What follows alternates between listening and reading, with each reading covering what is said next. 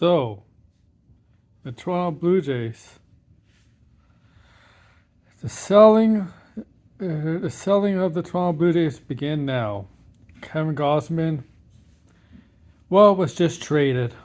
Kevin Gausman spent 4.5 years, 5 years here, seasons. Well, 4.5 seasons because the season's not over, so it'll be 4.5. 4.5 as a member of the Blue Jays was just traded to the Chicago Cubs for two minor league prospects. And you could also say that even though this is two separate deals, you could kind of put it together into one deal where they also got James Talzon, I butcher his name, whatever, in earlier in the day. But so you could say this is really a 3-for-1 deal. But the big picture here is that Kevin Gausman has been dealt to the Cubs for two minor league prospects that are not top 10 prospects, that are the minors, obviously.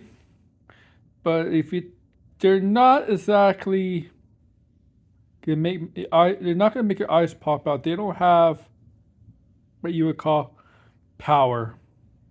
They're not power hitters.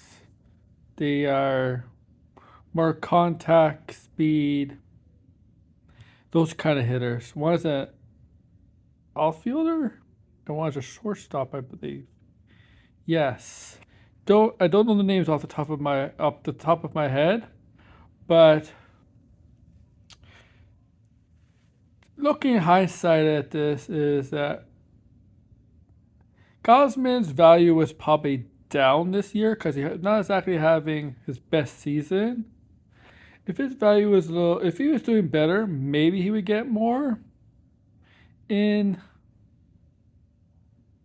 this trade. For the Jays would get more in this trade, but he's never gonna get like a package for like a Terrence Kubo over to Freddie Peralta earlier in the day with Tampa Bay, and those two are free agents, but they're having better seasons, and it's Kubo.